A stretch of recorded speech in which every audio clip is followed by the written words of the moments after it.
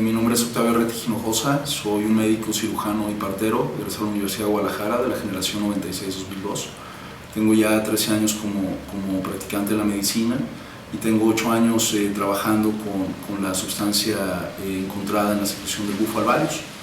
Y de 3 años a la fecha tengo un trabajo con la tribu Seri del estado de Sonora, llevando el conocimiento de la medicina y de los cantos ancestrales a todo el mundo. Estoy haciendo una investigación internacional formal acerca de las propiedades curativas de esta medicina, avalada por la ONU y la UNESCO a través de la Asociación Naciones Unidas Venezuela, y pues he hecho un libro que habla sobre la molécula, sobre sus usos y sobre también la historia arqueológica, antropológica, mitológica e histórica del uso de estas sustancias y su relación con la evolución de la conciencia y de la vida como tal. ¿Cómo conecta un científico como tú con esta tipo de medicina distinta Pues a través de primero la teoría en la escuela y después con la práctica con las plantas y con las medicinas. Voy a decir que la comprensión de la farmacología y de la fisiología y de la anatomía y de la bioquímica me lleva al poder entender fácilmente las relaciones que existen entre las sustancias neurotransmisoras naturales y todas aquellas que se encuentran dentro de los organismos vivos y la relación con la farmacología, por ejemplo. ¿Qué es? Bueno, el 5-MeO-DMT es una hormona cerebral, es una molécula química que proviene del triptófano, que es un aminoácido esencial, es decir que esta variedad de moléculas se encuentran en el más del 50% de las plantas estudiadas y están adentro de todos los organismos, incluidos los hombres y los mamíferos. ¿Por qué no la conocemos? El uso de esta medicina, como la mayoría de las medicinas naturales que se usaban con fines rituales y de afirmación cultural, fueron perdidas durante el paso del tiempo por la persecución ideológica que hubo y vamos a decir por un diseño cósmico en el cual los secretos más grandes y los tesoros más grandes se guardan hasta que es necesario, y yo creo que ahorita es ese tiempo en el que estas medicinas regresan con más auge, porque ya existe la forma de explicar mediante la ciencia, no mediante la magia o mediante la superstición o mediante la religión, el porqué de las creencias y los rituales de fe, sino que tiene que ver más con experiencias reales, personales, que a la vez fueron colectivas, y esto lleva a la creación de corrientes de pensamiento que giran en torno a estos principios, que son más principios morales y de valores, de emociones, que de preceptos y dogmas mentales. ¿Quién cuidó o quién fue el guardián de esto? ¿Se perdió y cómo regresa? Platícame esa historia, es importante. El guardián de este conocimiento es el universo. La historia del hombre le provoca una amnesia al mismo hombre, y ninguna de las tribus originarias de México o el mundo recordaba activamente el uso de esta sustancia. Sin embargo, podemos ver claramente la evidencia de la relación entre todo el arte y la expresión simbólica de todos los pueblos de la Mesoamérica antigua y esta especie en específico. Y no podemos tampoco descartar que haya existido una o más especies parecidas al bufo alvarius en otras partes del mundo en otros momentos de la historia, y que eso haya sido también la relación entre esas doctrinas de fe, por así llamarlas, y el culto a la serpiente emplumada que existía en Mesoamérica. ¿Hay otro tipo de fauna que tenga este mismo tipo de DMT, o es única, endémica? No, el bufo alvarius, Wotak, es la única especie de sapo conocida en el mundo. El uso de esta medicina para tratar problemas de adicción a drogas químicas con mucho éxito es al mismo tiempo un reflejo del poder y del potencial sanador que tiene esta medicina, pero es al mismo tiempo un reflejo de cómo está nuestra sociedad en el tema de las adicciones a sustancias. El que es igual de dañino el tener una adicción a una droga legal que una droga ilegal, que a final de cuentas sufre igual una persona con una adicción a las pastillas para dormir que una persona que está tomando alcohol o cualquier sustancia en exceso, y que es muy importante que las personas entiendan que cada una de sus actitudes y de sus hábitos va a tener una consecuencia en su salud y en su vida, por lo que podemos comenzar a tener hábitos más sanos y dejar todos esos hábitos que no lo son tanto, sin entrar a veces en cuestiones de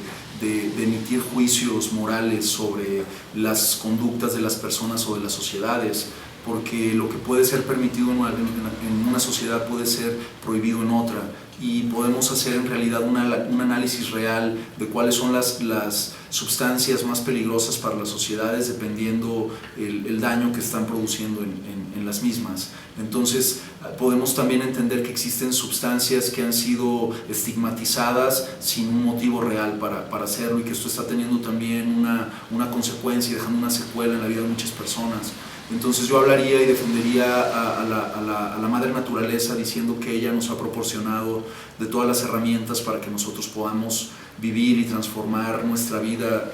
para lograr todo lo que hemos querido y anhelado, pero es tiempo también de regresarle al conocimiento del planeta el poder que tiene. Es decir, que desde mi punto de vista profesional, clínico y médico, no existe una medicina que sea mejor que la medicina que ya produce la Tierra, y que todas las enfermedades que estamos sufriendo son enfermedades provocadas por la misma ignorancia del hombre y por su misma necedad a querer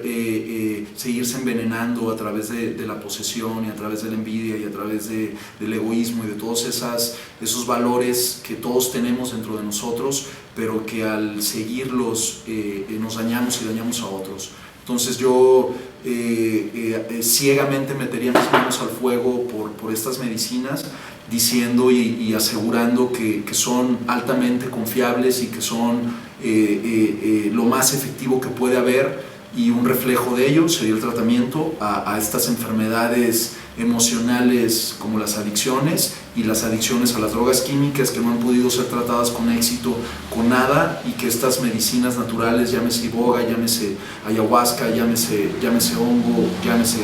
sapo, bufalvarius, es el camino correcto para aprender que ya soy, que ya llegué, que ya tengo, y que no necesito estarme intoxicando o agrediendo con ningún tipo de técnica, puesto que ya está ese entendimiento dentro de mí. Es muy importante el contexto en el que se utilizan las medicinas, por lo que no es lo mismo ingerir el bufalvarius en un cuarto a oscuras con una grabación a tener esta misma experiencia de pie con tus ojos abiertos y mirando al sol o a la luna o a las estrellas, y con una oxigenación o con un escenario como el que puede ser la playa o la montaña, muy fácilmente con la preparación del individuo, de las personas y de la sociedad también para cómo contemplar y reconocer este tipo de prácticas como positivas para los individuos y para las familias, y no vivir en el miedo de la ignorancia por lo que hemos escuchado, por lo que podamos creer o malinterpretar de lo que estamos viendo. Es muy importante por lo tanto tener una forma correcta de hacer las cosas, y yo creo que esta forma correcta nace, vive y se mantiene con las culturas originarias. Por lo que así como existe el ícaro para la ayahuasca, así como existen los cantos del peyote, así como existe la celebración con la danza y el baile y la alegría del canto para la celebración de la fiesta, también existe una vibración para acompañar este tipo de experiencias con esta medicina, y esa es la vibración que se recuerda al momento de reingresar esta medicina con la tribu Seri del estado de Sonora, con la nación Comcac. Los abuelos de esta tradición mantienen vivo el conocimiento ancestral del canto para sanar, pero que al ser incorporado el canto a la terapia de la ingestión de la medicina, lleva a la persona a tener resultados que yo en mi práctica no había observado en cientos o tal vez miles de sesiones con esta medicina. Te pregunto, ¿esto es magia? ¿Esto no tiene que ver no tiene nada que ver con chamanismo, con superstición, ni con poderes sobrenaturales que no tengamos todos los seres vivos y humanos y que podamos acceder a ellos? Es decir, que cuando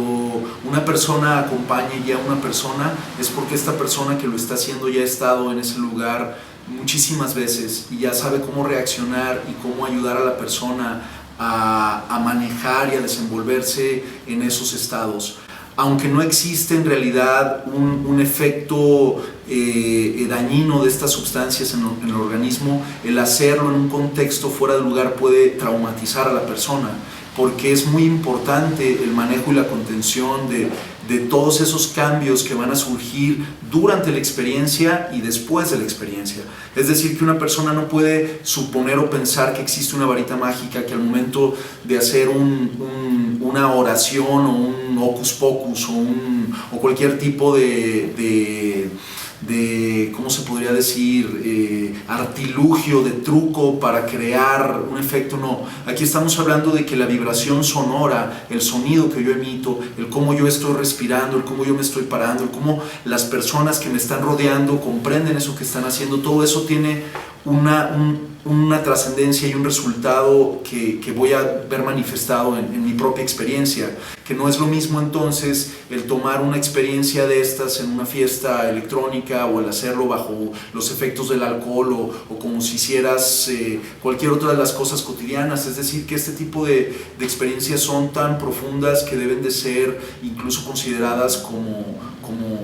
sagradas, como algo muy íntimo, como algo muy importante, como algo que va a cambiar tu vida y como algo a lo que le mereces también la atención y el respeto, por lo que quien lo haga también debe de tener esa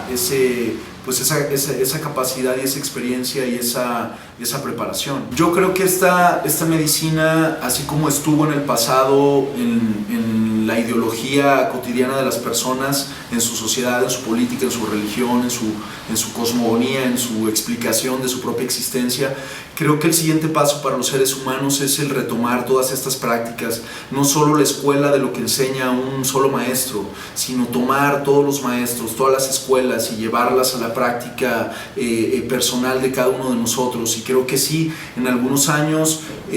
todas las personas del mundo por lo menos van a conocer de la existencia de estas prácticas, y el que la mayoría de las personas sepan que esto existe va a generar un nuevo cambio de percepción, y probablemente no todas las personas necesiten llevar estas terapias, pero cuando todas las personas sepan y sientan y conozcan que esto existe, van a dejar de tener otras muchas ideas que tenemos ahorita y que nos encadenan a otro tipo de